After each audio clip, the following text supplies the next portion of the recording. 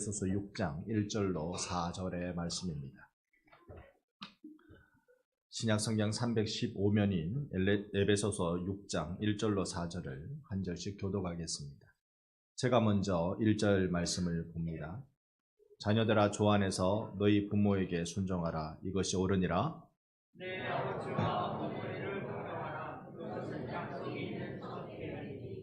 이로써 내가 잘되고 땅에서 장수하리라. 또 아비들아, 너희 자녀를 노엽게 하지 말고 오직 주의 교훈과 공경을 하라. 아멘. 할렐루야. 아멘. 아멘. 오늘 복된 날 주일 주님 앞에 나와 예배하게 되시는 여러분들을 환영하고 축복합니다. 우리 좌우로 서로 인사합니다. 사랑합니다. 존경합니다.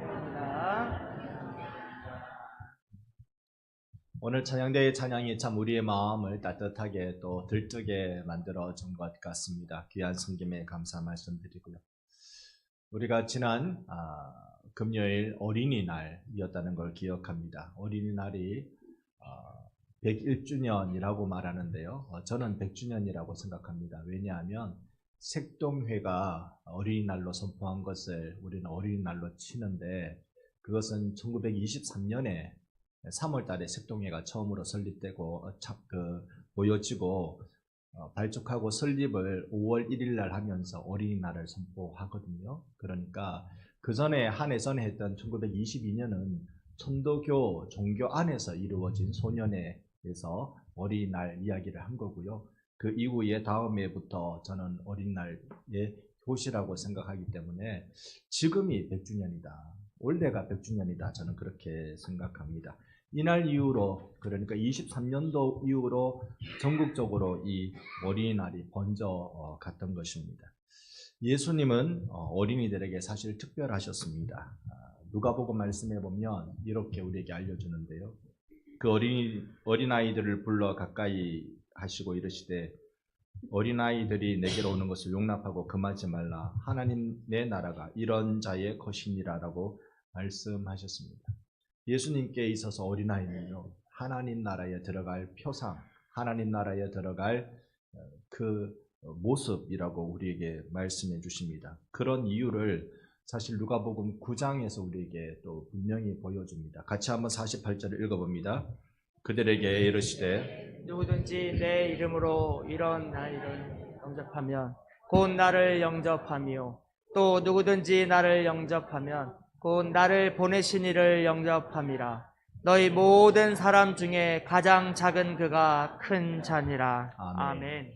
그러니 어린아이를 영접하는 것, 그것이 예수님을 영접하는 것이라고 말씀해 주고 계십니다. 그래서 우리가 이 어린이들에 대한 우리의 깊은 이해와 생각은 딱 하나입니다. 천국은 이런 자들의 것이다. 어떤 면모를 가지고 천국은 이런 자들의 것이라고 할까요? 죄가 없다, 천진난만하다. 사실 이런 요소보다 성경이 말씀하고 있는 것은 복음을 그만큼 잘 받아들인다는 겁니다. 어린아이는 어른들이 한 말을 그대로 믿어요. 그만큼 복음을 순수하게 받아들이는 자의 것이 천국이라는 말씀을 성경이 알려주고 있는데요. 오늘은 그 어린이날을 기념하기도 하고, 또 내일 있을 어버이날을 기념하기도 하는 날입니다. 어린이날 그러면 내 마음이 맑아지고 좀 들뜬 기분이 됩니다만, 어버이날 그러면 왠지 마음이 묵직하게 받아들여지는 것도 또한 사실이기도 합니다. 우리 가운데 어버이께서 먼저 가신 분들도 계실 터이고, 아직 계신 분도 있으실 겁니다.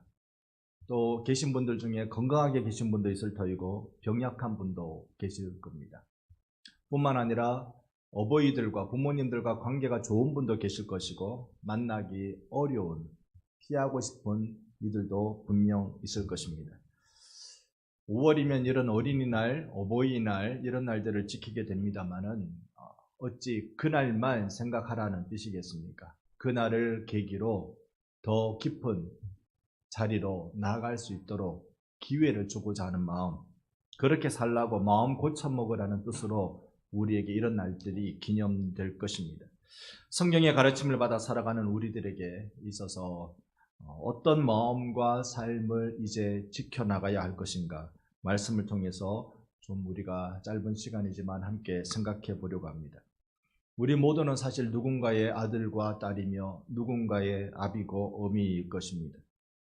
나는 아들이고 아버지인 것이죠.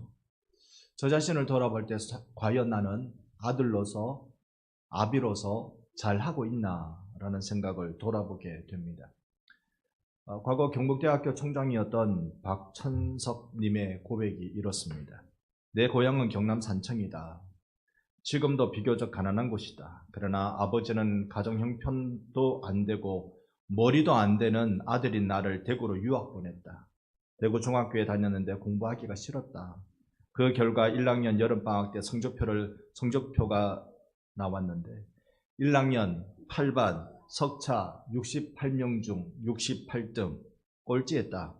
부끄러운 성적표를 갖고 고향으로 가는 어린 마음에도 아버지를 생각하면 그 성적을 내밀 자신이 없었다. 당신이 교육받지 못한 한을 자식을 통해 풀고자 하셨는데 꼴찌라니.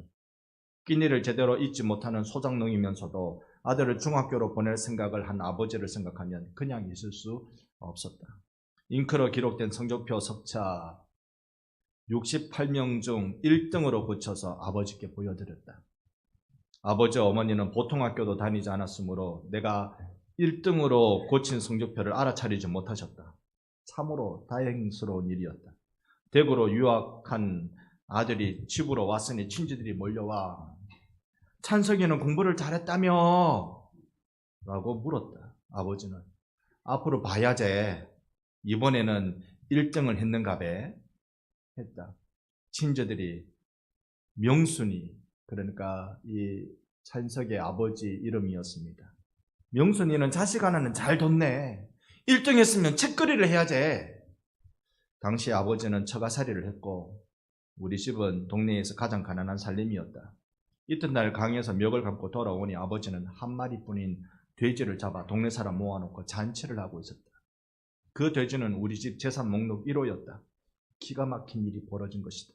아버지! 하고 불렀지만 다음 말을 할 수가 없었다. 그리고 달려갔다. 그 뒤로 나를 부르는 소리가 들렸다. 겁이 난 나는 강으로 가 죽어버리고 싶은 마음에 물속에 숨을 안 쉬고 버티기도 했고 주먹으로 내 머리를 내리치기도 했고 충격적인 그 사건 이후에 나는 달라졌다. 항상 그 일이 머리에 떠올랐기 때문이다. 그 후로부터 17년 후 나는 대학 교수가 되었다.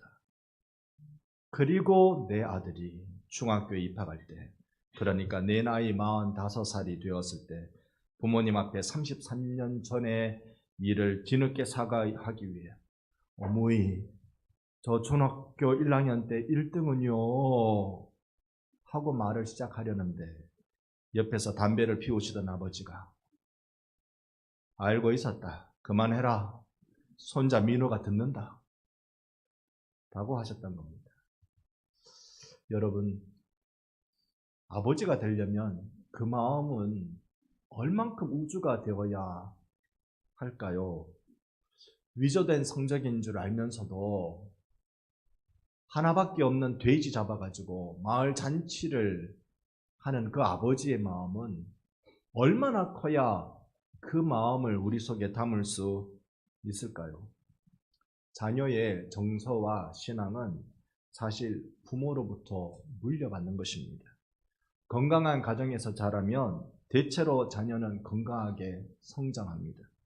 내 자녀가 왜 말썽을 일으키느냐 하면 그건 내가 건강하지 못하기 때문에 주로 그렇습니다. 오늘 성경 말씀 1절 말씀을 보니까 자녀들아 주 안에서 너희 부모에게 순종하라. 이것이 옳으니라라고 우리에게 말씀하고 있습니다. 부모에게 순종한다는 것. 먼저 부모님께 순종하라. 주 안에서 하라. 라고 말씀을 하고 계십니다. 예수님은 어떠셨습니까? 누가복음 2장에 보면 예수께서 함께 내려가사 나사렛에 이르러 순종하여 받드시더라. 예수님이 먼저 당신의 부모 역할을 하고 있는 요셉과 마리아에게 받들어 순종하셨습니다. 주 안에서라는 말은 주님의 말씀을 따라해라는 뜻일 것입니다. 저는 어릴 적 이 구절을 신앙으로 인한 갈등이 일어날 때 그때 부모보다 하나님을 선택하라고 배웠습니다. 그 말은 틀린 것은 아닐 것입니다. 그러나 조금 더 파고들면 어떤 뜻이 될까요? 예수님도 순종하신 거 보니 부모님께 순종하는 건 마땅하다, 틀림없는 사실입니다. 이어 오늘 본문 2절, 3절을 교독할 때 내 아버지와 어머니를 공경하라, 이것은 약속이 있는 첫 계명이니 이로써 내가 잘 되고 땅에서 장수하리라. 아멘. 이 정도면 부모를 공경하는 것을 성경은 많이도 강조하고 있습니다. 그러면 주 안에서 하라라는 뜻은 어떤 의미가 되는 것입니까? 사실은 성경의 부모 공경과 하나님의 일을 위한 이 두 사이의 가치의 갈등이 있는 것처럼 보여질 때가 제법 있습니다. 그래서 하나님을 섬기는 일을 위해서는 부모 공경은 그다지 중요하지 않다는 인상을 주는 것이 사실 존재하기도 합니다. 그 긴장 관계가 물론 있습니다. 우선순위와 중요도에서 그 어떤 것도 비교할 수 없는 하나님에 대한 그 섬김에 대한 대조로 부모 섬김을 이야기하고 있다면 우리 한번 잘 생각해 보십시다. 세상 그 어떤 것이 하나님 섬김을 비교할 수 있습니까?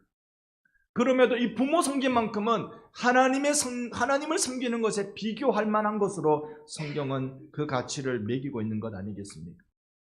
오늘 이 시대에 부모를 때리는 폐륜 자식이 있다는 소식을 많이도 듣습니다. 물론 자식을 때리는 그 극악한 부모도 여전히 있는 것도 사실입니다. 하지만 성경은 부모 공경에 대해서 조금 더 양보하지 않습니다. 하나님의 계명은 나 몰라 하라고 내버리고 사람의 전통만 지키려는 그런 이들을 향하여 예수님은 부모 공경이라는 명령을 내리시는데요.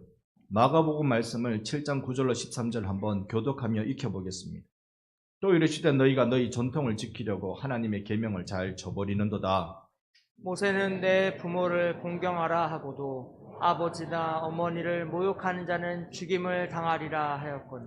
너희는 이르되 사람이 아버지에게나 어머니에게나 말하기를 내가 드려 유익하게 할 것이 고르반 곧 하나님께 드림이 되었다고 하기만 하면 그만이라 하고 자기 아버지나 어머니에게 다시 아무것도 하여 드리기를 허락하지 함께 봅니다. 너희가 전한 전통으로 하나님의 말씀을 폐하며 또 이 같은 말을 많이 행하느니라 하시고, 부모 공경이 고르반이라는 말을 통해서 그 의무를 회피할 수 있다고 사람들은 그 전통으로 여겨왔던 것입니다. 사실 성경의 고르반의 의미를 많이 표현하고 있습니다만 이것이 민간에서는, 즉 백성들에게서는 어떻게 사용되었느냐 하면 이 사람의 재산을 하나님께서 묶어두실 필요가 있다고 느낄 때 그거 고르반이라고 부르는 거예요.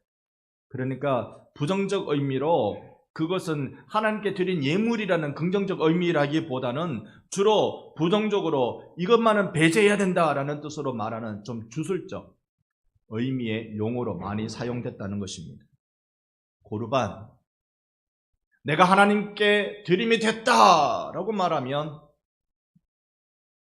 살아있는 내 부모한테 안 줘도 되는 거예요. 양식이 별로 없어서 내 먹을 것과 내 자식 먹을 것밖에 없으면 고르반 그러면 옆에 있는 부모는 굶어 죽어도 안 줘도 된다는 거예요. 이게 잘못된 전통이라는 것입니다. 전통을 지키려고 계명을 저버리는 것, 예수님은 부모 공경을 하지 않으면 목숨을 빼앗아야 할 정도로 중요한 거라고 다시 그 가치를 말씀해 주셨습니다. 그러니 우리에게 있어서 성경이 말씀하시는 바 기회 있을 때마다 부모를 섬겨야 할 것입니다. 여러분이 그래 하셨으리라 믿습니다. 저 자신은 늘 목사가 죄인이라고 그렇게 생각합니다. 내일이 어버이날이지만 내일 또 다른 일정이 있어서 제가 지난 어린이날 때 대구의 부모님을 찾아뵙고 왔습니다. 이런 생각 들었습니다. 요즘 들어 정말 자식이 필요한 시기를 지나고 계시는구나 생각이 많이 들었습니다. 몸도 또 두 분의 마음도 자식의 돌봄이 필요한 표시가 계속 나고 있었습니다. 그래서 저도 계속 하나님의 은혜를 구하고 있습니다. 사실 우리는 누군가에게 자녀이고 누군가에게 부모입니다. 부모가 존경받을 만한 분이신 경우도 있고 내게 깊은 상처만 남겨준 가까이 하고 싶지 않은 부모 밑에 여러분이 계셨을 수도 있습니다. 그러나 성경은 그것을 구분하지 말고 공경하라고 말씀해 주고 있습니다. 주 안에서라는 말은 주님의 말씀의 법을 따라서 공경하고 섬기라라는 뜻으로 봤습니다. 우리 중에 벌써 부모를 다 여의신 분들도 이 자리에 많이 계십니다. 누군가에게 자녀이듯 누군가에게 부모입니다. 아버지입니다. 늘 그 생각됩니다. 주님, 제가 아버지입니다. 성경에는 이 부정적 아버지의 모습을 가진 이들이 참 많이 있습니다. 이삭은 에서를 편애하고 그의 아내 리브가는 야곱을 편애했습니다. 눈이 어두워지는 곧 분별력을 잃어버리니 가정은 살벌한 불화를 경험하게 되는 것입니다. 내가 저놈을 죽여버려야 되겠다라는 마음이 형제지간에 생겨난 것입니다. 엘리는 자녀의 잘못된 행동을 방치함으로써 가문의 몰락과 비참한 최후를 맞이하게 되었습니다. 리브가의 편애를 받은 야곱은 훗날 12자녀 중 라헬을 통하여 태어난 아들인 이 요셉과 베냐민만 대놓고 편애하게 되었고 그 결과 편애를 통해서 나타난 결과가 극단적 가족 갈등, 가족의 깨어짐, 그것을 경험하게 된 것입니다. 참 아버지로 살기 위해서는 하나님의 은혜와 지혜가 필요합니다. 위기의 청소년들을 돕는 한 기관의 대표 오터 켈리가 이렇게 말한 바 있습니다. 10대 임신한 여성의 81%는 또 길거리에서 방황하는 자녀들의 80%는 또 교정기관에서 수용된 남성의 71%는 가정에 아빠가 없다. 친아빠가 없이 자라나는 아이의 41%는 평생 가난한 생활을 할 수 있다고 경고하고 있습니다. 10대에 임신한 여성들이 아버지로부터 가장 바라는 4가지를 우리에게 알려준 바 있는데요. 4P라고 그렇게 부르죠. 나를 보호해 주세요. 나에게 공급해 주세요. 나와 동행해 주세요. 나를 칭찬해 주세요. 사실 아버지로부터 기대하는 것 이것입니다. 나를 아주 부자롭게 살게 해주세요가 아니었어요. 남들과 비교해서 내가 빠지지 않게 살게 해주세요. 그것도 아니었어요. 어디 가도 마음껏 자랑할 수 있도록 아버지 좀 잘나보세요. 그것도 아니었어요. 오직 하나, 나 보호해 주세요. 나에게 공급해 주세요. 나와 동행해 주세요. 나를 칭찬해 주세요. 이것은 10대에 임신한 여성들만 가지고 있는 아버지에 대한 기대가 아니라 오늘 이 시대를 살아가고 있는 모든 사람들이 아버지에 대해서 가지고 있는 기대라는 사실입니다. 이 중에 오직 한 가지만 열심히 해줘도 자녀는 제법 건강할 것입니다. 특별히 그 중에 칭찬만이라도 잘해주면 아무리 가난한 환경 속에서도 견디고 이겨내고 오히려 더 훌륭한 사람으로 자라날 수 있는 마음의 동기가 생겼을 텐데 그러지 못했던 것이죠. 부모로부터 이런 것이 없는 것을 우리는 학대라고 부를 수 있을 것입니다. 우리는 자녀를 방치해서는 안 됩니다. 나는 주일학교 보내니까, 우리 자녀를 주일학교 보내니까 괜찮습니다. 아니요. 잘못 생각하고 계십니다. 여러분, 아이들은 주일학교가 일주일에 딱 1시간 경험하는 시간입니다. 딱 1시간. 여러분 어떻습니까? 집밥은 매일 먹이는 겁니다. 집밥을 잘 먹어야 가족이 건강합니다. 그래서 주부는 집밥에 대해서 전심입니다. 그런데 일주일에 한 번 외식한 걸로는 자녀들을 살찌울 수가 없습니다. 부모가 건강해야 그 부모로부터 보면서 삶을 배우고 신앙을 배우는 것입니다. 어떤 이는 부모가 건강하게 바로 서 있으면 자녀들에게 훈육할 필요가 없다라고 말하는 사람들까지 있습니다. 그만큼 바르게 서 있는 아버지가 중요합니다. 어버이 주일을 맞아 자녀는 부모를 공경해야 됩니다. 어린이 주일을 맞아 부모는 자녀를 깊이 돌봐야 합니다. 부모를 거역하는 것은 사형에 해당한다는 성경의 말씀. 자녀를 방치하는 것은 가정을 파괴하고 민족을 분열케 하는 큰 일로 번진다는 성경의 가르침을 우리는 잊지 말아야 할 것입니다. 성경의 원리를 이해해야 합니다. 왜 부모 공경이 약속 있는 첫 계명으로 잘되고 장수하게 하는 비결이 될까요?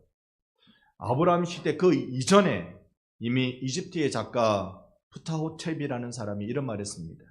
만일 아버지의 말을 잘 들으면 그로 인해 장수할 것이며 복종으로 행복해질 것이다. 성경의 가르침과 제법 유사한 내용입니다. 하나님은 이 세상을 바르게 행복하게 살아가게 하는 비결로 아버지와 아들의 관계를 만들어 주셨습니다. 자연스러운 사랑과 애정을 베풀 때 자녀들은 건강하게 되는 것입니다.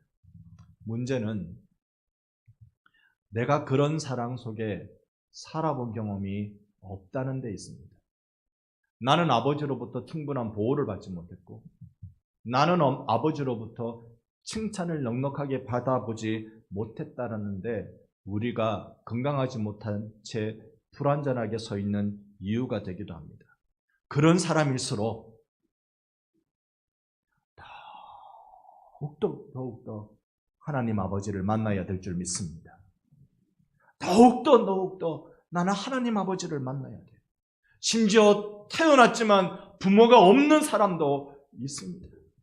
그럴 때 그런 사람일수록 더욱더 나를 지으신 하나님을 감격스럽게 만나야 합니다. 오늘 우리가 정말 필요한 것은 내 하나님이 내 아버지라는 사실. 부모가 존재하는 이유는 하나님 아버지의 그 뜨거운 사랑을 전달해주는 대리자 역할로 부모를 하나님이 세우신 겁니다. 그 대리자가 없었어. 또는 그 대리자가 건강하지 못해 자기 역할을 감당하지 못했을 때, 그때 우리는 더 깊이 예수 그리스도를 통해 하나님을 만나야 합니다. 주님을 만나는 은총이 여러분 가운데 가득하기를 축복합니다. 살다 보면 이 대리자의 역할이 부모로서 간혹 잘 안 될 때가 있고 우리네 부모가 그것을 잘 못해줄 때가 있습니다. 정말 깊이 하나님 만나야 됩니다. 나를 지으시고 나를 사랑하사 나의 인생을 책임지시는 나의 하나님 아버지를 만나야 합니다. 나를 사랑하시는데 돼지 한 마리 그거 잡는 정도가 아닙니다. 내 거짓말로 바꾸는 성적 보고 그걸 알면서도 돼지 한 마리 재산 목록 1호 그거 하나 잡는 것 하나님께는 그건 일도 아닙니다. 하나님께 있어서는 나의 아버지 되신 책무를 다하시기 위해서 나를 지으셔서 내 인생의 주인이시고 내 인생의 아버지로서의 역할을 다하시기 위해서 하나밖에 없는 재산이 아닌 하나밖에 없는 아들 예수를 기꺼이 십자가에 내놓으신 뜨거운 사랑을 주신 분이 바로 여호와 하나님 내 아버지십니다. 지금도 그 아버지는 내게 좋은 것 주시기 위해서 조금도 쉬지 않으시는 분이십니다. 예수님이 복음서의 안식을 논쟁하실 때마다 여러분 한번 보세요. 예수님은 안식일마다 얼마나 부지런히 하나님의 나라의 일을 하시는지 그때마다 하시는 말씀이 아버지께서 쉬시지 않으시니 나도 쉬지 않는다라고 말씀하세요. 내 하나님은 주일이라고 쉬고 계시는 분 아닙니다. 안식일이라고 쉬고 계시는 분이 아니에요. 하나님은 여러분을 향하여 1년 365일 조금도 쉬지 않으시고 여러분에게 아버지의 노릇을 다하고 계시는 분이신 줄로 믿습니다. 그 하나님을 만나요. 아직 혹 여러분께 부모님이 계십니까? 그렇다면 주님이 주신 절대적 계명인 공경하라, 순종하라, 지키십시오. 여러분의 가정에 부모님과의 관계에 거룩한 환경을 조성하십시오. 하나님 안에서 주 안에서 부모를 섬김을 익혀가십시다. 그리고 마음속에 잘 보내드려야 되지 않겠습니까? 부모님을 잘 보내드려야 되겠죠. 존중과 공경의 분위기를 만들어 가야 할 것입니다. 무엇보다 하나님 손 안에 있음을 감사하며 주께 맡겨진 인생임을 늘 알아가시도록 그렇게 섬겨야 할 것입니다. 오늘 보면 6장 4절에 보니까 또 아비들아 너희 자녀를 노엽게 하지 말고 오직 주의 교훈과 훈계로 양육하라고 말씀합니다. 여러분, 저는 아버지입니다. 그래서 자녀를 잘 섬겨야 합니다. 성경 말씀에 노엽게 하지 말라고 우리에게 교훈하고 있어요. 어떻게 하는 게 자녀를 노엽게 하는 거죠? 나의 삐뚤어진 잘못된 감정 처리 때문에 그렇습니다.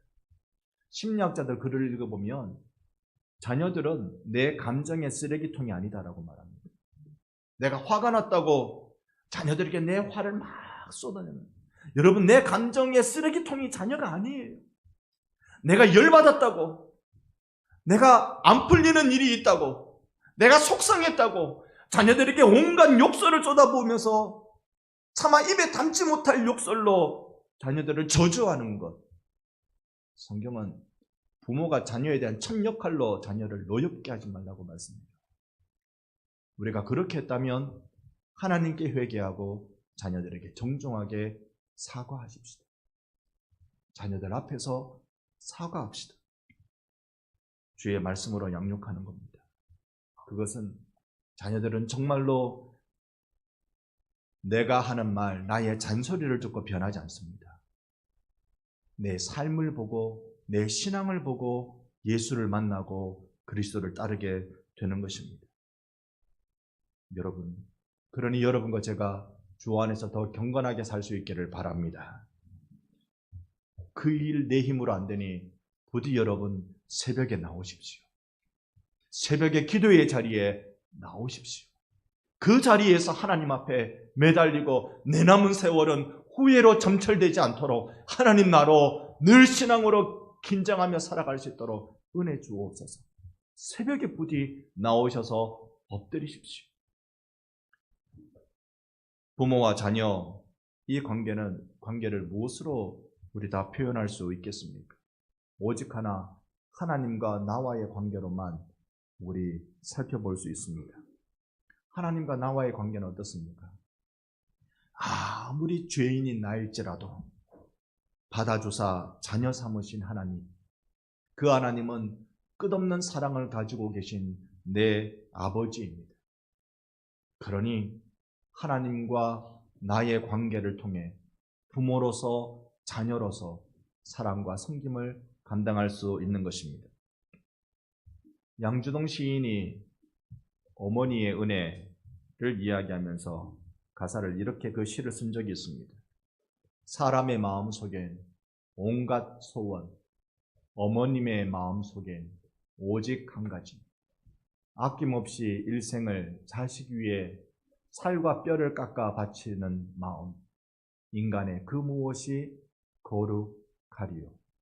우리 3절만 한번 불러보고 말씀을 좀 이어가 볼까요?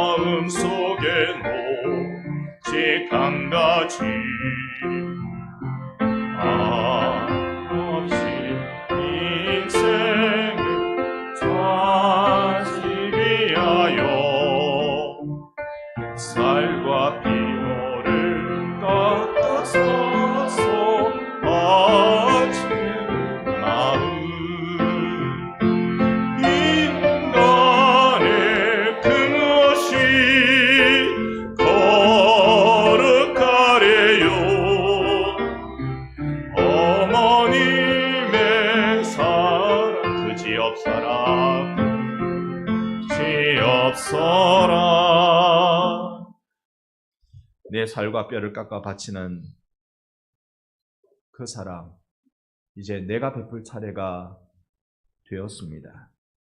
바로 자녀들에게 믿음 안에 거룩한 시대 속에, 공간 속에, 그 시간 속에 들어온 나의 자녀들과 우리 교회의 귀한 자녀들을 위해 말입니다. 여러분, 자녀가 나에게 실망을 줬습니까? 기대가 다 사라져 버렸습니까? 오히려 그 자녀가 나에게 상처를 주고 있습니까? 어느 해 가을 지방 한 교도소에서 재소자 체육대회가 열렸다고 합니다. 다른 때와는 달리 장기 복역하고 있는 모범수의 가족까지 초청된 특별 행사였습니다. 오랫동안 가족과 격리되었던 재소자들에게도, 감옥보다 더 깊은 마음의 감옥에 갇혀 살아온 가족들에게도 그날 잔치는 가슴 설레게 하는 일이었습니다. 달리기 할 때도, 줄다리기 할 때도 얼마나 열심인지 마치 초등학교 운동회를 방불케 하는 일이었다고 합니다. 늘 무겁고 침울하기만 했던 교도소 운동장이 웃음 코스로 가득 찼습니다. 이날의 마지막 하이라이트는, 그 경기는 부모님을 등에 업고 운동장 한 바퀴를 도는 효도 달리기 시합이었습니다. 그런데 참가자들이 하나 둘 출발선에 모이면서 한껏 고조된 분위기가 갑자기 무거워지기 시작했습니다. 푸른 수의를 입은 선수들의 등에 하나 둘씩 부모들이 업힙니다. 마침내 출발 신호가 떨어졌습니다. 그런데 어느 팀도 힘을 다해 달리지 않는 거예요. 아들의 등에 업힌 채 아들의 눈물을 닦아주느라 당신의 눈물을 닦지 못하는 어머니, 아들의 축 처진 등이 안쓰러워 차마 업히지 못하는 아버지, 교도소 운동장은 이내 울음바다가 되어버렸습니다. 그리고는 서로가 꼴찌하려고, 골인 지점에 조금이라도 더 늦게 들어가려고 애쓰는 아주 이상한 달리기가 되었습니다. 그렇게 해서라도 부모님을 업고 있는 시간을 단 1초라도 더 갖고 싶었던 것입니다.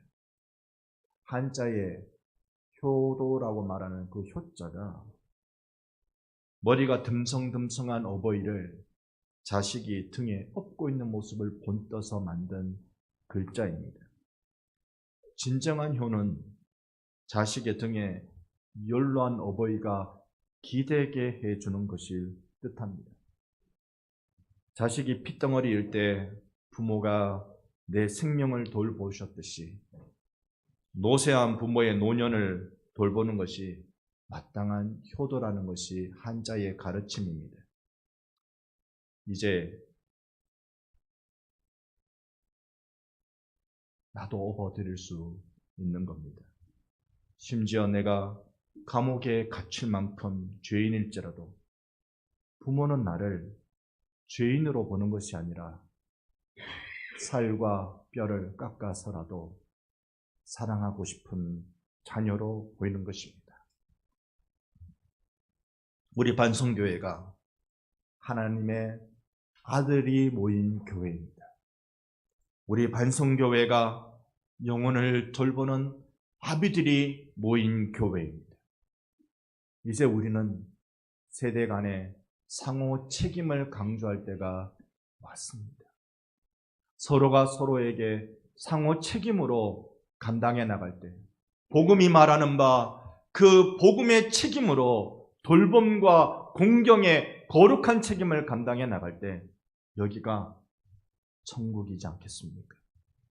우리 장로님 기도하신 대로 그런 공간에서, 그런 시간에서 평양 부흥이 진주 부흥으로 이어지지 않겠습니까? 역사에 꼭 기억되어야 될 우리 아픈 점은, 평양 부흥은 경남 지방에는 전혀 영향을 끼치지 못했다는 겁니다. 다른 모든 지역에는 평양 부흥의 역사가 그토록 불길처럼 일어났는데 이 경남에는 평양 부흥과는 상관이 없었습니다. 이제 상관 있게 만들 때가 되지 않았을까요? 예수의 사랑이 따뜻하게 흘러가는,